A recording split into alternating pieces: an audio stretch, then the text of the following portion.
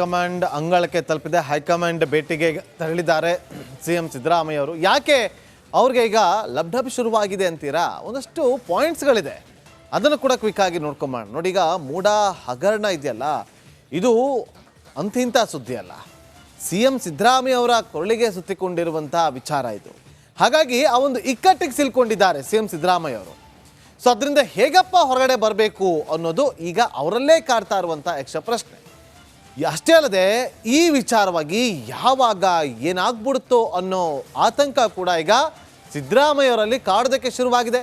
ಅದೇ ಕಾರಣಕ್ಕೋಸ್ಕರ ರಾಜ್ಯದಲ್ಲಿ ಶಾಸಕರನ್ನ ವಿಶ್ವಾಸಕ್ಕೆ ಪಡೆಯುವಂಥ ಕೆಲಸವನ್ನು ಸಿದ್ದರಾಮಯ್ಯವರು ಮಾಡಿದ್ದಾರೆ. ಆದರೆ ಈ ಸಂದರ್ಭದಲ್ಲಿ ಸಿದ್ದರಾಮಯ್ಯವರ ಬೆನ್ನಿಗೆ ಅಷ್ಟೂ ಜನ ಶಾಸಕರು ನಿಲ್ತಾರಾ? ಯಾವಾಗ 135 ಸೀಟನ್ನು ಗೆದ್ದು ಸರ್ಕಾರವನ್ನು ರಚನೆ ಮಾಡಿದ ಬಳಿಕ ಯಾರು ಸಿ ಎಂ ಆಗಬೇಕು ಅಂತೇಳಿ ಖಾಸಗಿ ಹೋಟೆಲ್ನಲ್ಲಿ ಮೀಟಿಂಗ್ ನಡೆಯುತ್ತಲ್ವಾ, ಆಗ ಸಿದ್ದರಾಮಯ್ಯ ಅವರನ್ನೇ ಸಿ ಎಂ ಮಾಡಬೇಕು ಅಂತೇಳಿ ಅವರ ಬೆನ್ನಿಗೆ ನಿಂತಂಥ ಅನೇಕ ಶಾಸಕರು, ನೋಡಿ 135ರಲ್ಲಿ ಸುಮಾರು 70ರಿಂದ 75 ಜನ ಶಾಸಕರು ಅವರ ಬೆನ್ನಿಗೆ ನಿಲ್ಲುವಂಥ ಕೆಲಸವನ್ನು ಮಾಡಿದರು. ಈಗ ಅವರೆಲ್ಲರನ್ನು ಕೂಡ ಮತ್ತೊಮ್ಮೆ ವಿಶ್ವಾಸಕ್ಕೆ ತೆಗೆದುಕೊಳ್ಳುವಂಥ ಕೆಲಸವನ್ನು ಮಾಡ್ತಾ ಇದ್ದಾರೆ. ನೋಡಬೇಕು ಈಗ ಅವರೆಲ್ಲ ಅವರ ಜೊತೆಯಲ್ಲಿ ಇರ್ತಾರ ಅಂತೇಳಿ. ಯಾಕೆ ಅಂತಂದರೆ ಹೈಕಮಾಂಡ್ ಹಂತದಲ್ಲಿ ಸಿದ್ದರಾಮಯ್ಯ ಅವರು ಶಕ್ತಿ ಪ್ರದರ್ಶನ ಮಾಡಲೇಬೇಕಾದಂಥ ಅನಿವಾರ್ಯಕ್ಕೆ ಬಂದಿದ್ದಾರೆ. ಹೈಕಮಾಂಡ್ ನಾಯಕರನ್ನು ಕೂಡ ವಿಶ್ವಾಸಕ್ಕೆ ಪಡಿಲೇಬೇಕಾದಂಥ ಅನಿವಾರ್ಯತೆ, ಆ ಮೂಲಕ ಶಕ್ತಿ ಪ್ರದರ್ಶನವನ್ನು ಮಾಡಿ ವಿಶ್ವಾಸಕ್ಕೆ ಪಡಿತಾರ ಸಿಎಂ ಸಿದ್ದರಾಮಯ್ಯ ಅವರು? ಕಾದು ನೋಡಬೇಕಿದೆ. ಇನ್ನು ಹೈಕಮಾಂಡ್ ಏನಾದ್ರು ಡೆಡ್ಲೈನ್ ಕೊಡುತ್ತಾ ಈ ಒಂದು ವಿಚಾರವಾಗಿ ಸಿದ್ದರಾಮಯ್ಯ ಅವ್ರಿಗೆ, ಅಥವಾ ಸಾಕು ಸ್ವಲ್ಪ ದಿವಸ ಇದೆಲ್ಲ ಬಿಸಿ ಕಡಿಮೆ ಆಗಲಿ, ಅಲ್ಲಿವರೆಗೂ ಬದಲಾವಣೆ ಮಾಡೋಣ ಸಿ ಎಂ ಸ್ಥಾನವನ್ನು ಅಂತ ಹೇಳಿ ಸಿ ಎಂ ಬದಲಾವಣೆಗೆ ಸೂಚನೆ ಏನಾದ್ರು ಕೊಡುತ್ತಾ ಹೈಕಮಾಂಡ್? ಈ ಟೆನ್ಷನ್ ಕೂಡ ಇದೆ ಸಿದ್ದರಾಮಯ್ಯ ಅವ್ರಿಗೆ. ಪ್ರಾಸಿಕ್ಯೂಷನ್ ನಂತರ ಮುಂದಿನ ನಿರ್ಧಾರವನ್ನು ಹೈಕಮಾಂಡ್ ತೆಗೆದುಕೊಳ್ಳುತ್ತೆ, ಯಾವುದೇ ಅನುಮಾನವಿಲ್ಲ. ಯಾಕೆ ಅಂತಂದರೆ ಇವತ್ತು ದಕ್ಷಿಣ ಭಾರತದಲ್ಲಿ ಕಾಂಗ್ರೆಸ್ ಅಭೂತಪೂರ್ವವಾದಂಥ ಗೆಲುವನ್ನು ದಾಖಲಿಸಿ ಕರ್ನಾಟಕದಲ್ಲಿ, ಅದರ ಎಫೆಕ್ಟ್ ತೆಲಂಗಾಣದಲ್ಲಿ ಕೂಡ ಆಗಿತ್ತು. ಇಂಥ ಒಂದು ಸಂದರ್ಭದಲ್ಲಿ ಯಾವುದೇ ರಿಸ್ಕನ್ನು ತೆಗೆದುಕೊಳ್ಳೋದಕ್ಕೆ ಮುಂದಾಗೋದಿಲ್ಲ. ಯಾಕೆಂದರೆ ಮುಂದಿನ ದಿನಗಳಲ್ಲಿ ಮಹಾರಾಷ್ಟ್ರದಲ್ಲೂ ಕೂಡ ಎಲೆಕ್ಷನ್ ಇದೆ, ಅಕ್ಕಪಕ್ಕದ ರಾಜ್ಯಗಳಲ್ಲಿ ಎಲೆಕ್ಷನ್ ಇರುವಂಥ ಹಿನ್ನೆಲೆಯಲ್ಲಿ ಯಾವುದೂ ರಿಸ್ಕನ್ನು ತೆಗೆದುಕೊಳ್ಳೋದು ಬೇಡ ಅಂತೇಳಿ. ಯಾಕೆಂತಂದರೆ ಇವತ್ತು BJP ದೊಡ್ಡ ಮಟ್ಟದಲ್ಲಿ ಇದನ್ನು ಅಸ್ತ್ರವನ್ನಾಗಿ ಪಡೆದುಕೊಂಡಿದೆ. ಕಾದು ನೋಡಬೇಕು ಏನೆಲ್ಲ ಬೆಳವಣಿಗೆ ಆಗುತ್ತೆ ಅಂತೇಳಿ. ಮತ್ತೊಂದು ವಿಚಾರ, ರಿಪಬ್ಲಿಕ್ ಕನ್ನಡದಲ್ಲಿ ನಿರಂತರವಾಗಿ ದಿನಕ್ಕೊಂದು ಎಕ್ಸ್ಕ್ಲೂಸಿವ್ ಸುದ್ದಿಗಳನ್ನು ಈ ವಿಚಾರವಾಗಿ ಮಾಡಲಾಗ್ತಾ ಇದೆ. ಮೂಡ ಕೇಸ್ನಲ್ಲಿ ಈಗಾಗಲೇ ಕಾಂಗ್ರೆಸ್ ಒಂದ್ ರೀತಿ ಮುಜುಗರ ಎದುರಿಸೋ ಹಾಗಾಗಿದೆ. ಹೀಗಾಗಿ ಹೈಕಮಾಂಡ್ ಯಾವ ನಿರ್ಧಾರ ತೆಗೆದುಕೊಳ್ಳುತ್ತೆ, ಸಿದ್ದರಾಮಯ್ಯಗೆ ಏನ್ ಹೇಳುತ್ತೆ ಎಂಬುದು ಸದ್ಯದ ಪ್ರಶ್ನೆಯಾಗಿದೆ. Bureau report, republic Kannada. ಅದು ಇನ್ನಷ್ಟು ಭ್ರಷ್ಟಾಚಾರ ವಾಸ್ತವಾಂಶದಿಂದ ಕೊಡುತ್ತೆ ಸರ್. ಹೆಚ್ಚಿನ ಭ್ರಷ್ಟಾಚಾರ ಏನಾಗಿದೆ ಅನ್ನುವಂಥದ್ದು ಹೊರಗಡೆ ಬರುತ್ತೆ. ಈಗ ದಾಖಲಾತಿಗಳನ್ನ ನನಗೆ ಬಂದಿರುವಂತ RTI ಮೂಲಕ ಕೊಡ್ಕೊಂಡಂತ ದಾಖಲಾತಿಗಳು ನೋಡಿದಾಗ ಹೇಳ್ತಾ ಇದ್ದೀವಿ, ಇದರಲ್ಲಿ ಅಕ್ರಮದ ವಾಸನೆ ಮುಗಿದು ಬಡಿತಾ ಇದೆ, ಇದರಲ್ಲಿ ಯಾವೆಲ್ಲ ಅಧಿಕಾರಿಗಳಿದ್ದಾರೆ ಇವರು ಸರ್. ನೋಡಿ ಸರ್, ಈಗ CA ನಿವೇಶನ ಹರಾಜು ಮಾಡ್ಬೇಕಿತ್ತು ಸರ್, ಇವರೇ ಒಂದು ಕಡೆ ಹೇಳ್ತಾರೆ ಸರ್, ನಾನು ಕೊಟ್ಟಿರೋ ದಾಖಲಾತಿಗಳೆಲ್ಲ ಇದೆ ಸರ್. CA ನಿವೇಶನ ಒಂದು ಕಡೆ ಇವರು ಹರಾಜು ಪ್ರಕ್ರಿಯೆ ಮೂಲಕ ಹಂಚಿಕೆ ಮಾಡಲಾಗುತ್ತೆ ಅಂತ ಹೇಳ್ತಾರೆ, ಮತ್ತೊಂದು ಕಡೆ ಇದೇ ಪ್ರಕ್ರಿಯೆಯನ್ನ ರದ್ದುಪಡಿಸಿ ಸಾಮಾನ್ಯ ದರಕ್ಕೆ ಹಂಚಿಕೆ ಮಾಡ್ತಾರೆ. ಈ ರೀತಿ ಆದಾಗ ಹರಾಜು ಪ್ರಕ್ರಿಯೆ ಆಗಿದೆ. ಹಲವಾರು ಕೈಗಾರಿಕೋದ್ಯಮಿಗಳು ಮುಂದೆ ಬರೋರು, ಸ್ಪರ್ಧೆ ಏರ್ಪಟ್ಟಿದ್ರೆ ದರ ಸಮರ ಏರ್ಪಡಿರೋದು, ದರ ಸಮರ ಏರ್ಪಟ್ಟಿದ್ರೆ ಎಷ್ಟು ಕೋಟಿ ನಷ್ಟ ಆಗಿರ್ಬೋದು ಇದರಿಂದ? ಎಷ್ಟು ಕೋಟಿ ನಷ್ಟ ಆಗಿದೆ ಅನ್ನೋದು ನಿಮ್ಮ ಆರೋಪ? ಹೌದು. ಎಷ್ಟು ಕೋಟಿ ನಷ್ಟ ಆಗಿದೆ ಸರ್ಕಾರದ ಬೊಕ್ಕಸಕ್ಕೆ ಅನ್ನೋದು ನಿಮ್ಮ ಮೇಲ್ನೋಟಕ್ಕೆ ಸರ್ ಸುಮಾರು ಒಂದು 200ರಿಂದ 205 ಕೋಟಿ ರೂಪಾಯಿ ನಷ್ಟ ಉಂಟಾಗಿದೆ ಅಂತ ಮೇಲ್ನೋಟಕ್ಕೆ ಒಂದು ಅಂದಾಜಿಸಬಹುದು ಸರ್. ಇದು ತನಿಖೆಯಿಂದಲೇ ಅಷ್ಟೇ ಹೆಚ್ಚಿನ ಮಾಹಿತಿ ಹೊರಬರ್ಲಿಕ್ಕೆ ಸಾಧ್ಯ ಆಗುತ್ತೆ sir. Okay, thank you Dinesh Karale ಅವರೇ, ರಿಪಬ್ಲಿಕ್ ಕನ್ನಡದ ಜೊತೆಲಿ ಮಾತನಾಡೋದಕ್ಕಾಗಿ. ನೋಡಿ, ಈಗ ಈ ವಿಚಾರ MB ಪಾಟೀಲ್ ಅವರಿಗೆ ಯಾವ ರೀತಿಯಾಗಿ ಸಂಕಷ್ಟ ಎದುರಾಗುತ್ತೆ, ರಾಜ್ಯಪಾಲರು ಪ್ರಾಸಿಕ್ಯೂಷನ್ಗೆ ಅನುಮತಿಯನ್ನ ಕೊಡ್ತಾರಾ, ಕಾದು ನೋಡಬೇಕಾಗಿದೆ. ನಮಸ್ಕಾರ, ನೀವು ನೋಡ್ತಾ ಇದ್ದೀರಾ ರಿಪಬ್ಲಿಕ್ ಕನ್ನಡದ ವಿಶೇಷ ಬುಲೆಟಿನ್ ಪಕ್ಕಾ ಪಾಲಿಟಿಕ್ಸ್. ನಾನು ನಾಗೇಂದ್ರ ಬಾಬು.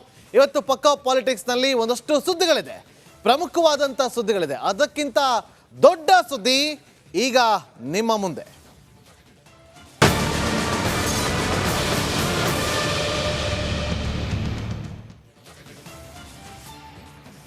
ಒಂದು ಕಡೆ ಮೂಡ ಹಗರಣ ಸಾಕಷ್ಟು ಚರ್ಚೆಗೆ ಕಾರಣವಾಗ್ತಾ ಇದೆ. ರಿಪಬ್ಲಿಕ್ ಕನ್ನಡದಲ್ಲಿ ನಿರಂತರವಾಗಿ ಈ ಒಂದು ವಿಚಾರವನ್ನ ಸುದ್ದಿ ಮಾಡ್ತಾ ಬರ್ತಾ ಇದೆ. ಸತ್ಯಾಂಶಗಳನ್ನ ಹೊರಗಿಡುವಂತ ಕೆಲಸವನ್ನ ನಿಮ್ಮ ರಿಪಬ್ಲಿಕ್ ಕನ್ನಡ ಮಾಡ್ತಾ ಇದೆ. ಒಂದು ಕಡೆ ಸಿಎಂ ಸಿದ್ದರಾಮಯ್ಯ ಅವರು ಫುಲ್ ಮೂಡ್ ಆಫ್ ಹಾಕೊಂಡು ದೆಹಲಿಯತ್ತ ಪ್ರಯಾಣವನ್ನ ಬೆಳೆಸಿದ್ದಾರೆ. ಇದರ ಬೆನ್ನಲ್ಲೇ ಮತ್ತೊಬ್ಬ ಸಚಿವನ ವಿರುದ್ಧ ಪ್ರಾಸಿಕ್ಯೂಷನ್ಗೆ ಅನುಮತಿಯನ್ನ ಕೋರಿ ರಾಜ್ಯಪಾಲರಿಗೆ ಪತ್ರವನ್ನ ಬರೆಯಲಾಗಿದೆ. ಸಿಎಂ ಬೆನ್ನಲ್ಲೇ ಮತ್ತೊಬ್ಬ ಸಚಿವರಿಗೆ ಈಗ ಢವ ಶುರುವಾಗಿದೆ. ಯಾರದು? ಎಂ.ಬಿ. ಪಾಟೀಲ್ಗೂ ಕೂಡ ಪ್ರಾಸಿಕ್ಯೂಷನ್ ಭಯ ಶುರುವಾಗಿದೆ.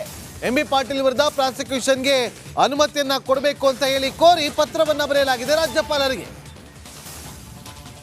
ದಿನೇಶ್ ಕಲ್ಲಹಳ್ಳಿ ಅವರು ಬರೆದಿರುವಂತ ಪತ್ರ, KIADBಯಲ್ಲಿ CA ಸೈಟ್ಗಳು ಹಂಚಿಕೆಯಲ್ಲಿ ಅವ್ಯವಹಾರ ನಡೆದಿದೆ, ಹಾಗಾಗಿ ಅದಕ್ಕೆ ಸೂಕ್ತವಾದಂಥ ತನಿಖೆ ಆಗಬೇಕು, ಪ್ರಾಸಿಕ್ಯೂಷನ್ಗೆ ಅನುಮತಿಯನ್ನು ಕೊಡಿ ಅಂತ ಹೇಳಿ ದಿನೇಶ್ ಕಲ್ಲಹಳ್ಳಿ ಅವರು ಈಗ ರಾಜ್ಯಪಾಲರಿಗೆ ಪತ್ರವನ್ನು ಬರೆದಿದ್ದಾರೆ. ಒಂದು ಕಡೆ ಪ್ರಾಸಿಕ್ಯೂಷನ್ ವಿಚಾರವಾಗಿ ಕೋರ್ಟ್ನಲ್ಲಿ ಸಿಎಂ ಸಿದ್ದರಾಮಯ್ಯ ಅವರ ವಿರುದ್ಧ ಏನು ಕೋರ್ಟ್ನಲ್ಲಿ ವಿಚಾರಗಳು ಚರ್ಚೆಗಳು ನಡೀತಾ ಇದೆ. ಇದರ ಬೆನ್ನಲ್ಲೇ ಮತ್ತೊಬ್ಬ ಸಚಿವನಿಗೂ ಕೂಡ ಈಗ ಢವ ಶುರುವಾಗಿದೆ. ಏನಿದು ಅಕ್ರಮ ಅನ್ನೋದು ಡಾಕ್ಯುಮೆಂಟ್ ಸಮೇತ ನಿಮಗೆ ನಾವು ತೋರಿಸ್ತಾ ಇದ್ದೀವಿ ನಮ್ಮ ಸ್ಕ್ರೀನ್ ಮೇಲೆ ನೋಡಿ. ಅವರು ದಿನೇಶ್ ಕಲ್ಲಹಳ್ಳಿ ಬರೆದಿರುವಂಥ ಪತ್ರ ರಿಪಬ್ಲಿಕ್ ಕನ್ನಡಕ್ಕೆ ಲಭ್ಯ ಆಗಿದೆ. ಸಾಮಾಜಿಕ ಕಾರ್ಯಕರ್ತ ದಿನೇಶ್ ಕಲ್ಲಹಳ್ಳಿ ಈ ಒಂದು ಪತ್ರವನ್ನು ಬರೆದಿದ್ದಾರೆ. ಸವಿಸ್ತಾರವಾಗಿ ಸುಮಾರು 8 ಪುಟಗಳ ಪತ್ರವನ್ನು ಬರೆದಿದ್ದಾರೆ ರಾಜ್ಯಪಾಲರಿಗೆ. ಆ 8 ಪುಟಗಳಲ್ಲಿ ಯಾವ ರೀತಿಯಾಗಿ ಅಕ್ರಮ ನಡೆದಿದೆ, ಅವ್ಯವಹಾರ ಹೇಗೆ ನಡೆದಿದೆ, ಅವ್ಯವಹಾರ ನಡೆಯೋದಕ್ಕೆ ಯಾವೆಲ್ಲ IAS ಅಧಿಕಾರಿಗಳು ಸಾಥ್ ಕೊಟ್ಟಿದ್ದಾರೆ, ಪ್ರತಿಯೊಂದನ್ನು ಕೂಡ ಇಲ್ಲಿ ಉಲ್ಲೇಖ ಮಾಡಿದ್ದಾರೆ. ಇಷ್ಟೇ, ಕೈಗಾರಿಕಾ ವಿಚಾರವಾಗಿ ಒಂದು ಜಾಗವನ್ನು ಕೊಡ್ತಾರಲ್ಲ, ಅದು ಅತಿ ಕಡಿಮೆ ಬೆಲೆಗೆ ಕೊಟ್ಟು ಸರ್ಕಾರದ ಬೊಕ್ಕಸಕ್ಕೆ ಕೋಟಿ ನಷ್ಟವನ್ನು ಉಂಟು ಮಾಡಿದ್ದಾರೆ. ಇದು ತನಿಖೆ ಆಗಬೇಕು ಅಂತೇಳಿ ಕೊಟ್ಟಿರುವಂತಹ ಪತ್ರ. ಮತ್ತಷ್ಟು ಮಾಹಿತಿಯನ್ನು ಕೊಡೋದಕ್ಕೆ ನಮ್ಮ ಪೊಲಿಟಿಕಲ್ ಬ್ಯೂರೋ ಹೆಡ್ ಆಗಿರುವಂಥ ವಿಜಯ್ ಹಾಗೆ ನಮ್ಮ ಕ್ರೈಮ್ ರಿಪೋರ್ಟರ್ ಆಗಿರುವಂಥ ನಾಗರಾಜ್ ಇಬ್ಬರು ಕೂಡ ಲೈವ್ನಲ್ಲಿ ಜಾಯ್ನ್ ಆಗಿದ್ದಾರೆ. ಮೊದಲಿಗೆ ವಿಜಯ್ ಬಳಿ ಹೋಗ್ತೀನಿ. ವಿಜಯ್, ಈಗ ಇನ್ನೊಂದು ಟೆನ್ಷನ್ ಶುರುವಾಗಿದೆ ಕಾಂಗ್ರೆಸ್ ಪಾಳ್ಯಕ್ಕೆ. ಇಲ್ಲಿ ಅಕ್ರಮ ಹೇಗೆ ನಡೆದಿದೆ ಅಂತೇಳಿ ವಿವರಿಸಲಾಗಿದೆ. 3 ಜನ IAS ಅಧಿಕಾರಿಗಳ ಹೆಸರನ್ನು ಕೂಡ ಉಲ್ಲೇಖ ಮಾಡಲಾಗಿದೆ. ಈಗ ಇದು ಯಾವ ರೀತಿಯಾಗಿ ಸಂಕಷ್ಟಕ್ಕೆ ದೂಡುತ್ತೆ ಕಾಂಗ್ರೆಸ್ ಪಾಳ್ಯವನ್ನ, ಜೊತೆಗೆ ಇದು ಯಾವ ರೀತಿಯಾಗಿ ಸಂಕಷ್ಟ ಎದುರಾಗುತ್ತೆ ಎಂ.ಬಿ. ಪಾಟೀಲ್ ಅವರಿಗೆ? ವಿಜಯ್,